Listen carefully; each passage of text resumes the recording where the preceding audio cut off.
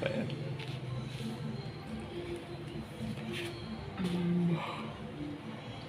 โอ้ยแบบนี้ Hefei China City of Hefei Anhui Province for the filtration plant A Tuesday, July 14th, 4:30 a.m. Li Wen entered, as he always did, through the front door, heavy leather briefcase in one hand, identification badge clipped to the lapel of his jacket, nodding to the half-sleeve Chinese army security officer sitting at a table just beyond, then opening another door. He turned down a hallway and walked by the main control room, where a lone female engineer kept one eye loosely on a back wall of gauge gauge, gauge gauge and meters that measured, among other things, pressure, turbidity, flow rates, and chemical levels, and the other on a magazine she was reading. "Good morning," Levin said with authority. Instantly, the magazine disappeared. "Everything is in order." "Yes, sir." Levin stared at her a moment longer, letting her know he was not pleased with the magazine business.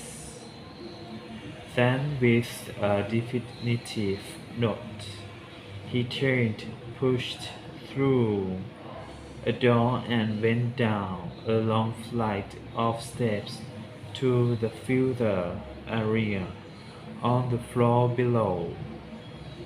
A long concrete reinforced room where the final stages of filtration took place before the water was pumped into the clear well for outflow into the city's water mains. The area was below ground level and felt immediately cool compared to the heat and humidity of the outdoors, and even of the upper level. The plant had been shut down for nearly 6 months for upgrading 3 years earlier, but still had no air conditioning that, it was said, would be left out. The new plant, the one to be built after the turn of the country, it was the same with most water treatment and filtration plants throughout China. They were owned and most in disrepair.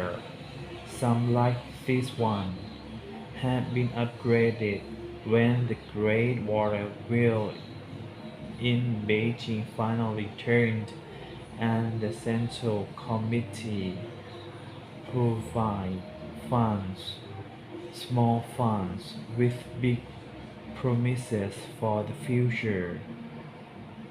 That was true was that in some places the future had already arrived, and new ventures with Western construction and engineering firms such as the Sinofrench $170 million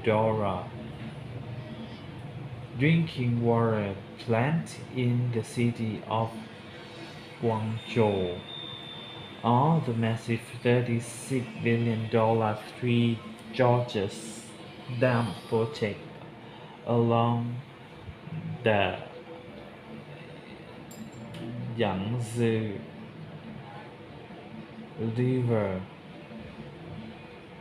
Yangtze River, were well underway, but in the main, water delivery and water filtration plants across China were owned, some bordering on the ancient, with hollow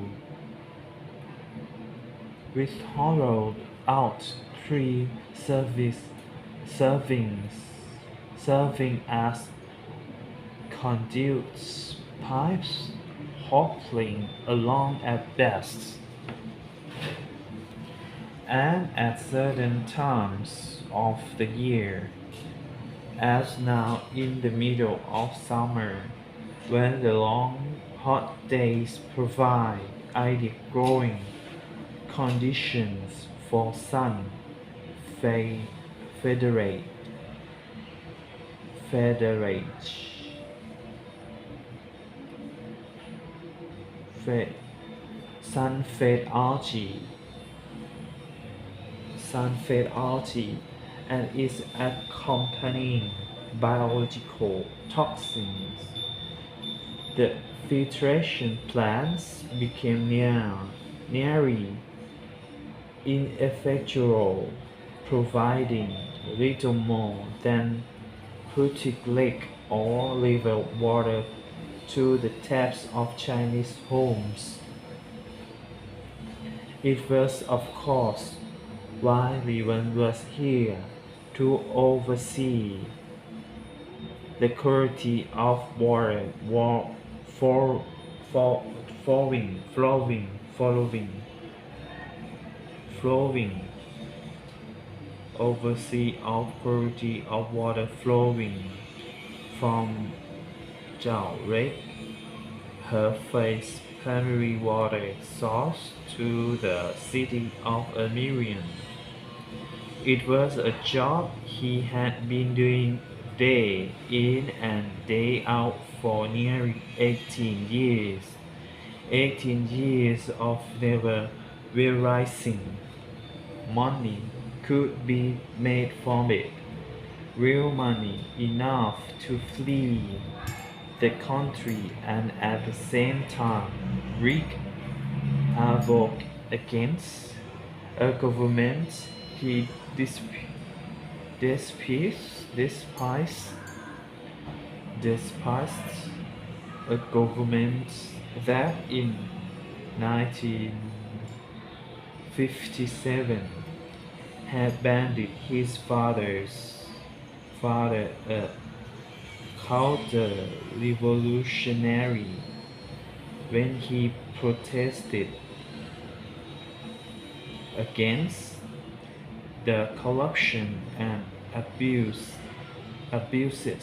of power inside the Communist Party, and had imprisoned him in a labor camp, where he died 3 years later when Li Wen was 5. Li grew up devouring his father's memory while dutifully caring for a mother who never recovered from her husband's death. All the police scorned surrounding his imprisonment.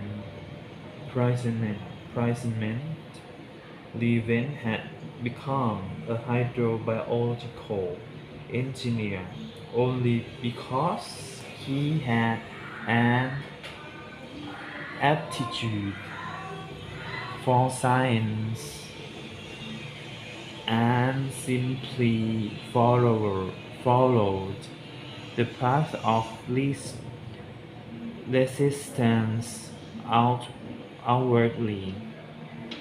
He seemed so soft and faceless, a man without passion or emotion inwardly.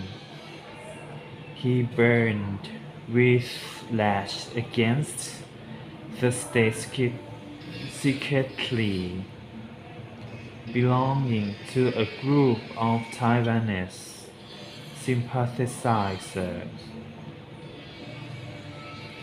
dedicated to the overthrow of the Beijing regime and to the return of nationalist rule to the mainland.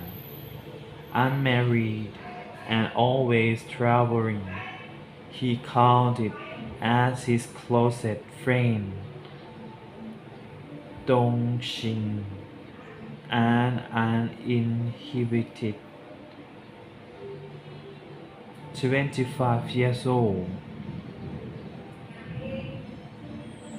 25-year-old computer programmer artist he had met 2 years earlier in an underground meeting in Nanjing.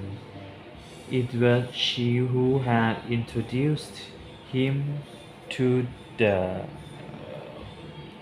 persuasive flower merchant Chen Ying, whom he had liked immediately through Chen Ying's familial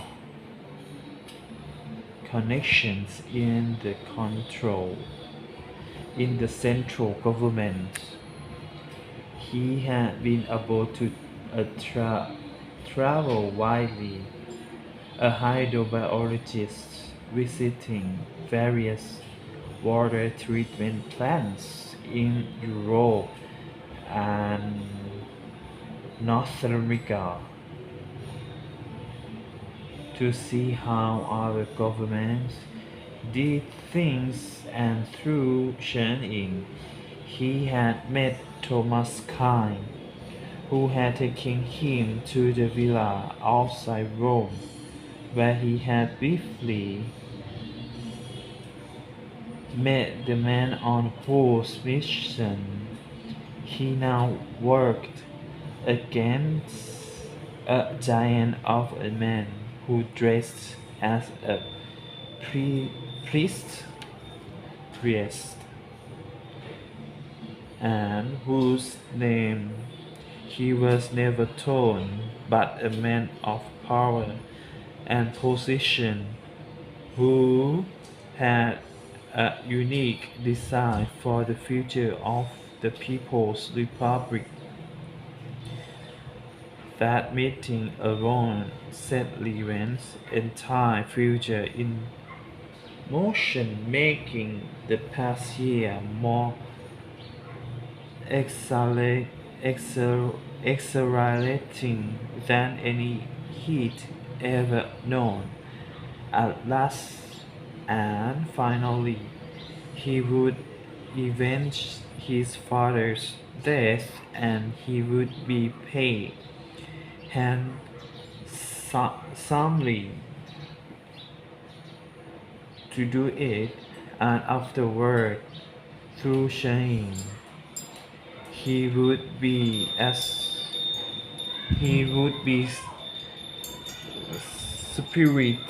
spirited out of the country and into Canada with a new identity.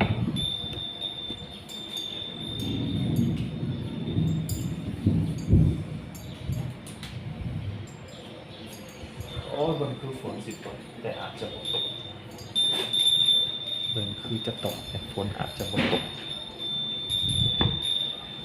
With a new identity and a new life there to sit and watch gleefully as the years turned and the government that had robbed him of his childhood, the government he so profoundly up- abhorred slowly crumbled at the hands of the ardent revolutionary from Rome, setting his heavy briefcase on a wooden bench. Levin looked back across the room toward the door through which he had come in. Certain he was alone, he approached one of the 2-foot square cutouts where he could look directly into the treated water being pumped into the city's water mains. The water ran fast, but instead of being clear as it was in the winter months, it was cloudy and putrid, smiling, the result of the summer heat and the build up build and the build up of sun-fed algae in Lake Como. This was the thing the government had done nothing about, and the thing he was counting on. Turning, he went quickly back to his briefcase. Opening it, he slipped on a pair of thin surgical gloves and then opened its large insulated inner compartment. A half dozen frozen gray-white snowballs sat in what looked like a styrofoam egg crate, their coats just beginning to melt, glistening in the overhead light. Glancing again at the door, Levin picked the egg crate from the case and carried it to the cutouts above the flowing water. Picking up the first snowball, he reached over the side and dropped it in, feeling a triumphant flutter of his heart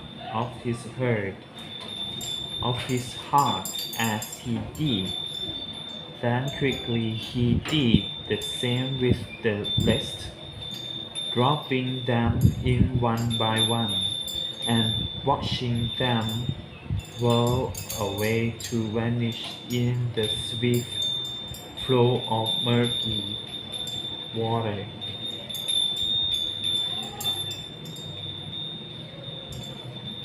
Quickly he turned back, put the egg crate and gloves in his briefcase and closed it. Then crossing to the cutouts once more, he lifts a vial from a metal case on the wall and took the sample of the water, then quietly went about the business of testing for what he was certain was its government acceptable purity.